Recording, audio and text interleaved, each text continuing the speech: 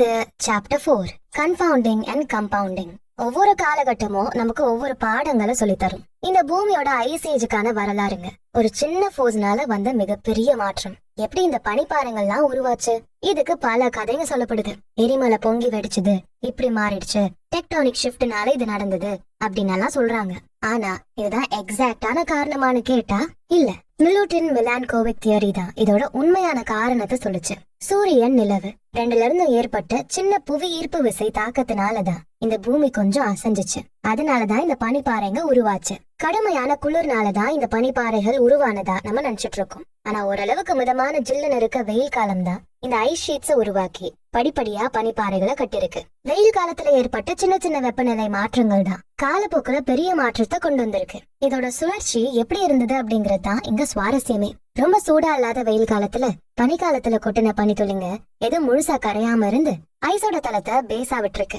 அடுத்த வெயில் காலத்துல உருகாத அந்த பனி அடுக்கடுக்கா மேல படிஞ்சு பாறையா உருவாகுது. சோ சூரிய ஒளி அது மேல படுறப்போ அதை பிரதிபலிச்சு இந்த பூமி இன்னும் குளிரா வச்சு இன்னும் பனிகளை சேர்த்துக்கிட்டே இருக்கு. பல நூற்றாண்டுகள் போக போக இந்த சின்ன பேஸா இருந்த ஐஸ் எல்லாம் பெரிய ஷீட்ஸா உருவாகி பாறையா மாறி இருக்கு. இது அப்படியே சைக்கிளா நடந்துகிட்டே இருக்கு. ஆனா அதிகமான வெப்பம் வரப்போ இந்த பனிப்பாறைகள்லாம் உருக ஆரம்பிக்கும். வெப்பமும் அதிகமாகும். இனி பனிகள்லாம் ஒன்னா சேராது. சோ இந்த பனிப்பாறைகளே நமக்கு பெரிய பாடம் தான். சின்ன சின்ன மாற்றங்கள் பெரிய விளைவுகளை கொடுக்கும். ஆரம்பத்துல மெல்லிசான அடித்தளமா உருவான பனிகள்லாம் சேர்ந்து சேர்ந்து காலங்கள் கடக்க கடக்க தொடர் முயற்சியால பெரிய பாறைகளா உருவாகிருக்கு. நம்ம ஆரம்பத்துல செய்யற சின்ன சின்ன சேமிப்புகள், முதலீடுகள் இதெல்லாமே நமக்கு ஒரு கட்டத்துல பெரிய பல்க் அமௌண்டா கையில வந்து கொடுக்கும். காலங்கள் போக போக இந்த சின்ன சின்ன காசுகள்லாம் ஒண்ணு சேர்ந்து மிகப்பெரிய பாறையை உருவாக்கும். உதாரணத்துக்கு தினமும் ஒரு அமௌண்ட்டை சேமிக்கிறீங்கன்னா அது ஒரு கட்டத்துல பெரிய அமௌண்டா வந்து நிக்கும். இல்ல இன்ட்ரெஸ்ட் கணக்குல சேமிக்கிறீங்கன்னா காம்பவுண்ட் இன்ட்ரெஸ்ட் அதிகமாகி நிறைய காசு கிடைக்கும்.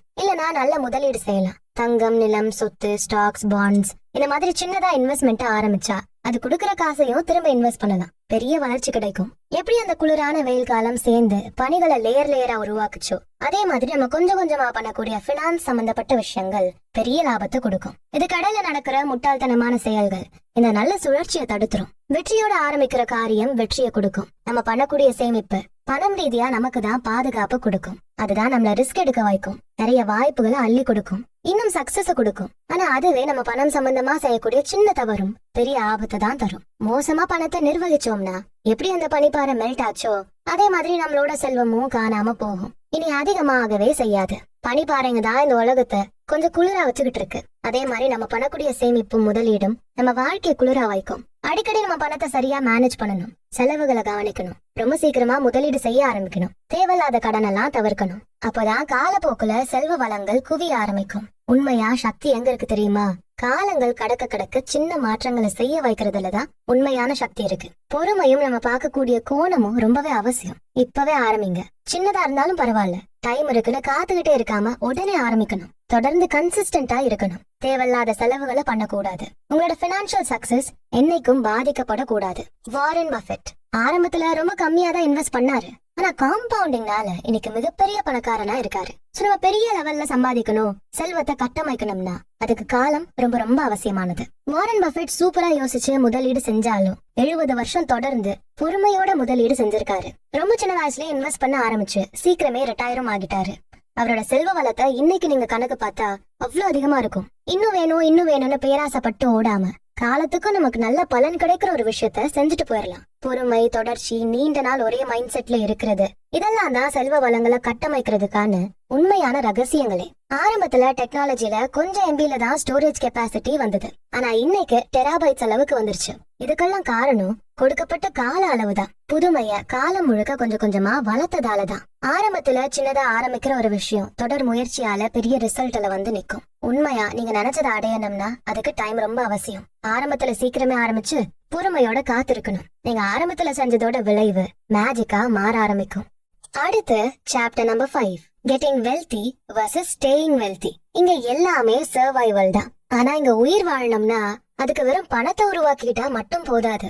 அதே பணம் ஏற்றம் சரிவு எல்லாத்துலயும் நிலைச்சு நிக்கணும். சோ இருக்க பணத்தை காலத்துக்கும் நிலைச்சு நிக்க வைக்கிற மாதிரி பிளான் பண்ணணும். அதுக்கு நம்ம பண்ண வேண்டியது நிலையில்லாத தன்மைக்காக நம்மள நாம தயார்படுத்திக்கணும். எல்லாமே சரியான ஃப்ளோல தான் போகும்னு சொல்லிட முடியாது. திடீர்னு மார்க்கெட் சரியலாம், பொருளாதாரம் அடி வாங்கலாம், நம்ம எதிர்பார்க்காத நிறைய சம்பவங்கள் நடக்கலாம். இதெல்லாம் நம்ம கட்டுப்பாட்டுல இல்லாத விஷயங்கள். இது எல்லாத்தையும் நம்ம ஏத்துக்கிட்டு தான் ஆகணும், தயாராதான் இருக்கணும். உதாரணத்துக்கு அடுத்த 6 மாசம் இல்ல 1 வருஷத்துக்கு தேவையான செலவுக்கான காசு உங்க கையில இப்ப இருக்கணும். சோ வேலையே இல்லைனாலும் பிசினஸே லாஸ்ல போனாலும் உங்களால மேனேஜ் பண்ணிட முடியும். இன்னொரு பக்கம் பல சொத்துக்களை உங்களோட முதலீடா போடணும். நிறைய வகையில இன்வெஸ்ட் பண்ணுங்க, விரிவாக்குங்க. எல்லாத்துல இருந்து உங்களுக்கு பலன்கள் கிடைக்கணும். எதுல வேணாலும் லாஸ் வரலாம். ஆரோக்கியம், வாழ்க்கை, செல்வம் எல்லாத்துக்கும் ஒரு இன்சூரன்ஸ் கவரேஜ் மாதிரி போட்டு வச்சுக்கிறது நல்லது. வாரன் பஃபெட் அதிகமான கடனை தவிர்த்திருக்காரு. ஏன்னா அதுல வர நெகட்டிவான விளைவு பெரிய சரிவை ஏற்படுத்திடும். பிளஸ் பிரச்சனைகள் வந்த டைம்ல கூட தன்னோட கம்பெனில சேஃப்டிக்குன்னு வச்சிருந்த காசை வச்சு சமாளிச்சிட்டாரு. சோ எப்ப என்ன வேணா நடக்கலாம், எல்லாத்துக்கும் நம்ம தயாரா இருக்கணும். சிக்கனம் வேணும், பிளஸ் அதிகம் ரிஸ்க் எடுக்க கூடாது. ஒரு சேஃப்டி மார்ஜினை மெயின்டைன் பண்ணிக்கிட்டே வரணும். உங்ககிட்ட இப்ப என்ன இருக்கு, உங்களுக்கு என்ன தேவை, இதுக்கு மத்தியில ஒரு சேஃப்டி மார்ஜினை உருவாக்கிக்கணும். இதுதான் உங்களோட பினான்சியல் லைஃப தப்பாக விடாம பாதுகாக்கும். உதாரணத்துக்கு சொல்லணும்னா, நீங்க சம்பாதிக்கிறத விட கம்மியா செலவு பண்றது, ஆசைகளுக்காக எல்லாத்தையும் வீண் விரயம் செஞ்சு வாழாம தேவைக்காக அத்தியாவசியங்களுக்காக மட்டும் வாழறது. இதனால எதிர்காலத்துக்காக உங்களால சேமிக்க முடியும். அதிக லோன் எடுக்கிறது, கடனாளியா நிக்கிறது, மோசமான முதலீடுகளை செய்யறது, இதெல்லாம் பண்ணக்கூடாது. இதெல்லாம் இழப்பதான் கொடுக்கும். ரிட்டையர்மெண்ட்டுக்காக நீங்க பிளான் பண்றீங்க, இல்ல பெரிய இன்வெஸ்ட்மெண்ட் பிளான் பண்றீங்கன்னா முன்னாடி அதுக்கான கணக்குகளை போட்டுறணும். எவ்வளவு செலவு, இதுல இருந்து கிடைக்கிற பலன் எவ்வளவு, இப்படி பாக்கணும். தேவையில்லாம இருக்க காசெல்லாம் கொட்டி ரிஸ்க் எடுத்துட கூடாது. பஃபெட் என்னைக்குமே தேவையில்லாத விஷயத்துக்காக ரிஸ்க் எடுத்ததில்ல. அவரோட பிசினஸும் சரி, மரியாதையும் சரி, நிலையா மட்டும்தான் இருந்தது. ரொம்ப செலவு பண்ணி சின்னதா கிடைக்கிற லாபங்கள் பின்னாடி எல்லாம் அவர் ஓடல. அவரோட எண்ணம் சின்ன செலவு பெரிய பலன். அப்புறம் நீண்ட காலத்துக்கு நம்ம ஃபோக்கஸ் பண்ண வேண்டியிருக்கும். காம்பவுண்டிங் இது மேஜிக் மாதிரி வேலை செய்யும். இந்த காம்பவுண்டிங்கோட பவர் வேலை செய்யணும்னா அதுக்கு நேரம் தேவை. இதுல இருந்து பலனை அடையணும்னா ரொம்ப ஆரம்பத்திலே எல்லாத்தையும் ஆரம்பிக்கணும். தேவையில்லாத முடிவுகளை தவிர்க்கணும். காலத்துக்கும் நல்ல பலன்களை தரக்கூடிய விஷயத்த செய்யணும். உதாரணத்துக்கு ஒரு முதலீடு செய்யறோம், அதுல இருந்து மாசம் மாசம் பெரிய வருமானமே வருது. காலம் போக போக அது பல மடங்கு மதிப்புள்ளதா மாறுது. இப்படி பலன் கொடுக்கறதா பார்த்து பொறுமையோட நிலையா நிக்கணும். மார்க்கெட் டவுன் ஆனா பதறாதீங்க, இன்னும் நல்ல இன்வெஸ்ட்மெண்ட்டுக்கு முயற்சி பண்ணுங்க. பஃபெட் சின்ன வயசுல இருந்து கன்சிஸ்டன்டா லாங் டேர்ம்ல இன்வெஸ்ட் பண்ணாரு. 10 வயசுல ஆரம்பிச்ச அந்த இன்வெஸ்ட்மெண்ட் தான் இன்னைக்கு மேஜிக்கா வேலை செய்யுது. சோ பணம் சம்பந்தமா நம்ம பழைக்கணும்னா எதிர்பார்க்காத விஷயங்களை ஏத்துக்கணும். அதுக்கு பணிவு, பொறுமை, நல்ல மரியாதை இதெல்லாத்தையும் வாரி வழங்கணும். நீங்க இன்வெஸ்ட் பண்றதா இருந்தாலும் சரி, பிசினஸ் ரன் பண்ணாலும் சரி, இல்ல பர்சனல் பினான்சஸ மேனேஜ் பண்ணாலும் சரி, எல்லாத்துக்கும் அவசியம் சர்வைவல் தான். கம்மியான பலனே கிடைச்சாலும் அந்த கேம்ல நம்ம ஸ்ட்ராங்கா இருக்கணும். இடையில என்ன அடிபட்டாலும் ஸ்ட்ராங்கா இருக்கணும். காலங்கள் போக போக நல்ல பலனே கிடைக்கும். சோ சர்வைவல் தான் மெயின். எதிர்பாராததை எதிர்பாருங்கள். எங்கேயும் குழம்பாம பேலன்ஸ்டா யோசிங்க. இதுதான் உங்களை காலத்துக்கும் பணக்காரனா நிலைச்சு நிக்க வைக்கும். அடுத்து chapter number 6, tails you win. பெரிய வேலையில தான் பெரிய லாபம் கிடைக்கும்னு நம்ம நினைக்கிறோம். ஆனா சின்ன வேலையில கூட பெரிய காசை சம்பாதிக்க முடியும். ரொம்ப முனையில கொஞ்சமா இருக்க வேலைங்க கூட பெருத்த லாபத்தை கொடுக்கும். உதாரணத்துக்கு மார்க்கெட்லயே இருக்க கம்மியான ஸ்டாக்கு எதிர்பார்க்காத அளவு மிகப்பெரிய ரிட்டர்ன்ஸை கொடுக்கும். சாதாரண ஊசியில இருந்து கூட பல்கான லாபம் கிடைக்கும். ரொம்ப சின்ன கம்பெனி கூட சூப்பரான லாபத்தை எடுக்க வாய்ப்புகள் இருக்கு. ரசல் 3000 இண்டெக்ஸ் இது பல பப்ளிக் கம்பெனிஸோட கூட்டமைப்பு. 40% கம்பெனிஸ் தங்களோட வேல்யூஸை இழந்தாங்க, ஆனா திரும்ப ரெக்கவர் ஆகவே முடியல. ஆனா 7% கம்பெனிஸ் சூப்பரா பெர்ஃபார்ம் பண்ணாங்க, வேற லெவல்ல ரிட்டர்ன்ஸ் கிடைச்சது. அமேசான் எடுத்துக்கோங்க. Amazon web series, Amazon prime இதெல்லாம் ரொம்ப கம்மியா நினைக்கிறோம். மிகப்பெரிய அமேசான் ஷாப்பிங் பிளாட்ஃபார்மை கம்பேர் பண்றப்போ இந்த அமேசான் பிரைம் வெப் சீரிஸ் எல்லாம் கம்மி தான். ஆனா இதுல இருந்து தான் அமேசானுக்கு மிகப்பெரிய லாபம் கிடைச்சிட்டு இருக்குன்னு சொன்னா நம்ப முடியுதா? சோ எதையுமே நம்ம குறைச்சு எடை போட கூடாது. சிறு திரும்பும் பல்குத்த உதவுங்கிற மாதிரி சின்னதா நினைக்கிற பிசினஸ் கூட பெரிய லாபத்தை கொண்டு வரும். சரியான நேரத்துல இன்வெஸ்ட் பண்றது அப்படிங்கறத விட ரொம்ப நீண்ட காலம் இன்வெஸ்ட் பண்ணணும். லாங் டேர்ம்ல இன்வெஸ்ட் பண்ணிக்கிட்டே இருக்கப்பதான் அதோட பலன் கிடைக்கும். ஹெய்ன்ஸ் பர்க்ருவன் அப்படிங்கிற ஒரு ஆர்ட் டீலர் கிட்ட எக்கச்சக்கமான ஆர்ட் ஒர்க்ஸ் இருந்தது. ஆனா பிகாசோஸ், பிராக்ஸ் மாதிரி கொஞ்சம் கலெக்ஷன்ஸ் மட்டும்தான் மிகப்பெரிய வேல்யூவை கொடுத்துச்சு. அந்த கொஞ்சம் பீசஸ் தான் அவரோட மொத்த கரியரையுமே தூண்டி விட்டு அதிர்ஷ்டத்தை கொடுத்துச்சு. வால்ட் டிஸ்னி 100கணக்கான கார்ட்டூன்ஸ் பண்ணாரு. அதுல பல கார்ட்டூன்ஸ்ல லாபமே இல்ல, நஷ்டம் தான் இருந்தது. ஸ்னோ ஒயிட் அண்ட் 7 டுவார்ஃப்ஸ் அப்படிங்கிற பிரின்சஸ் கதை மத்த கார்ட்டூன்ஸை விட ரொம்ப சூப்பர்னு எல்லாம் சொல்லிட முடியாது. ஆனா அதுதான் இங்க பெருசா இருந்தது, சம லாபத்தை கொடுத்தது. அவரோட ஸ்டுடியோ, கரியர் எல்லாத்தையும் பிரம்மாண்டமா அதை மாத்துச்சு. இந்த மாதிரி கிரியேட்டிவான ஃபீல்ட்ஸ்ல சில நேரம் நம்ம போடுற நிறைய எஃபர்ட்ஸ் வீணாகலாம், இல்ல கம்மியான ரிசல்ட்டை கொடுக்கலாம். ஆனா ஒரே ஒரு சின்ன பிரேக் த்ரூ, நம்ம ரொம்ப கம்மியா நினைக்கிற விஷயம் மிகப்பெரிய வெற்றியை கொடுக்கலாம். இதேதான் இன்வெஸ்ட்மெண்ட்லயும் நடக்கும். உதாரணம் சொல்றேன். 1900ல இருந்து 2019 வரை சூவி அப்படிங்கிறவரு ஒவ்வொரு மாசமும் $1 இன்வெஸ்ட் பண்றாரு. பொருளாதார சூழ்நிலை எதுவா இருந்தாலும் மாசம் அந்த $1 இன்வெஸ்ட் பண்ணிட்டே இருக்காரு. ஆனா ஜிம் அப்புறம் டாம் 2 பேரும் அவங்களுக்கு காசு தேவைப்படுற நேரம் அந்த ஸ்டாக்ஸை வித்துட்டாங்க. அப்புறம் மறுபடியும் வேற இன்வெஸ்ட் பண்ணாங்க. 3 பேருக்கும் ஒரே மாதிரி சேவிங் ஹேபிட் தான் இருந்தது. ஆனா ஜிம் டாம் 2 பேரையும் தவிர சூவி கிட்ட 73% செல்வம் அதிகமா இருந்தது. என்ன காரணம்? அவங்க 2 பேரும் பாதியிலே இன்வெஸ்ட்மெண்ட்டை நிறுத்திட்டாங்க. வித்துட்டு திரும்ப முதல்ல இருந்து வேற இன்வெஸ்ட்மெண்ட் ஆரம்பிச்சாங்க. ஆனா சூவி தொடர்ந்து ஒரே இன்வெஸ்ட்மெண்ட் மட்டும்தான் பண்ணிக்கிட்டே இருந்தாரு. மார்க்கெட் டவுன் ஆனப்ப கூட இன்வெஸ்ட்மெண்ட்டை விடல, நிலையா அதிலே நின்னாரு. எப்படி மார்க்கெட் டவுன் ஆனப்பவும் அவர் இன்வெஸ்ட் பண்ணி பெரிய லாபம் பார்த்தாரு? பொதுவாகவே மார்க்கெட் டவுன் ஆகும், அப்புறம் ஏறும், மறுபடியும் இறங்கும், ஏறும். போச்சு, மார்க்கெட் பிரைஸ் கம்மி ஆயிடுச்சு, இந்த அளவுக்கு இருக்கிறதோடய வித்துருவோன்னு வித்துட்டா லாஸ் தான் கிடைக்கும். மேபி கொஞ்ச நாளுக்கு அப்புறம் அது ப்ராஃபிட்டா மாறும். எல்லாமே லாங் டர்ம் இன்வெஸ்ட்மெண்ட்ல தான் ப்ராஃபிட்ட கொடுக்கும். இன்வெஸ்ட் பண்றது பைலட்டா இருக்க மாதிரி.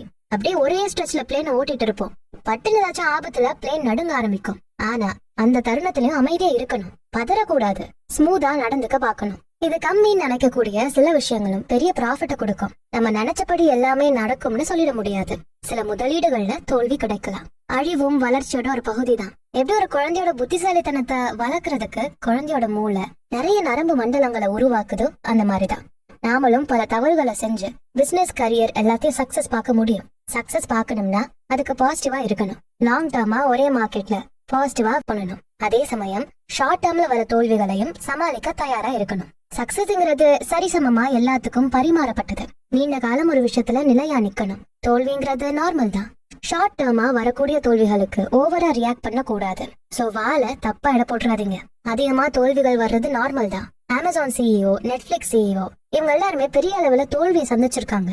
வாண்டடா ரிஸ்க் எடுத்தே தோல்வியை பார்த்து அப்புறம் பெரிய வெற்றிகளை அடைஞ்சிருக்காங்க. நம்ம எல்லாருமே சக்சஸ மட்டும்தான் பாக்குறோம். யாருமே தோல்வியை பத்தி பேசுறதே இல்ல. தோல்வியோட கதை அப்படியே மறைக்கப்பட்டது. வாரன் பஃபெட்னு பேசுறோமே, ஆனா அவருக்கு இவ்வளவு அதிகமான செல்வம் வந்ததுக்கு காரணம் ஆரம்பத்துல பண்ண இன்வெஸ்ட்மெண்ட்ஸ் தான். ஆரம்பத்துல பல தோல்விகள் வாரன் பஃபெட்டுக்கு கிடைச்சது. ஆனாலும் அவரு சக்சஸ பார்த்தாருல. பெஸ்டான இன்வெஸ்டர்ஸ் கூட பல தோல்விகளை சந்திச்சிருக்காங்க தான். அவங்களோட லாபங்கள் கூட ரொம்ப சின்ன ஸ்டாக்ல அதிகமா வந்திருக்கு. நீங்க சரியோ தப்போ அது மேட்டர் இல்ல. நீங்க சரியா இருக்கப்போ எவ்வளவு சம்பாதிக்கிறீங்க அப்படிங்கறது தான் விஷயமே. அமேசான், நெட்ஃபிளிக்ஸ் மாதிரி கம்பெனிஸ் எல்லாம் ரிஸ்க் எடுக்க தயாரா இருப்பாங்க. அடிக்கடி தோத்துட்டவும் இருப்பாங்க. பட் அது வெளியே தெரியாது. ஏன்னா அவங்களோட தோல்விகளை விட வெற்றிகள் தான் அதிகமா இருந்திருக்கும். அதனால வெற்றிகள் மட்டுமே தான் கண்ணுக்கு பெருசா தெரியும். நம்ம முன்னாடி படங்கள்ல பார்த்த பல நடிகர்கள் இப்ப மார்க்கெட் இல்லாம தான் இருக்காங்க. இப்ப இருக்க இளம் நடிகர்களை விட அப்ப இருந்த டாப் ஸ்டார்ஸுக்கு இன்னும் வர மார்க்கெட் பெருசா தான் இருக்கு. அவங்க நடிச்ச பெரிய டைரக்டர்ஸோட படங்களை விட சின்ன சின்ன டைரக்டர்ஸ் எடுத்த படங்கள் தான் டாப் ஹிட்டா ஆகுது. சோ இங்க பாடம் என்னன்னா, தோல்வியை மோசமா பார்க்காம அதை கொண்டாடணும். சின்ன சின்ன நல்ல ரிசல்ட்ஸையும் கொண்டாடணும். அமேசான் பிரைம்லாம் சின்னதுதான் அமேசானை பொறுத்தவரை. ஆனா அதுல நல்ல சக்சஸ் கிடைச்சதும் அதை கொண்டாடினாங்க. பிசினஸ் இன்வெஸ்ட்மெண்ட் எல்லாத்துலயுமே இது பொதுவானதுதான். 100கணக்கான பிளானட்ஸ் இருக்கு இந்த பிரபஞ்சத்துல.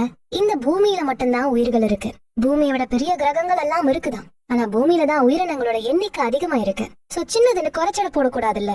சின்னதா இருந்தாலும் சின்னதுல இருந்து கிடைக்கிற வெற்றியா இருந்தாலும் அதை நல்லா கொண்டாடணும். சக்சஸ்ங்கிறத தோல்வியை தவிர்க்கிறது மட்டுமில்ல, அதை கொண்டாடி அதுல இருந்து பாடங்களை கத்துக்கிறது. உங்களோட வெற்றிகள் எந்த அளவு நல்ல பாதிப்புகளை ஏற்படுத்துச்சுன்னு அதுல மட்டும் போக்கஸ் பண்ணுங்க. தோல்விகளை போக்கஸ் பண்ணாதீங்க. தோல்விங்கிறது நம்ம வெற்றியோட ஒரு பகுதி தான். எப்படி பணம் உங்களை இன்னும் சந்தோஷமானவங்களா மாத்தும்னு அடுத்த சாப்டர்ஸ்ல பார்க்கலாம். Chapter number 7.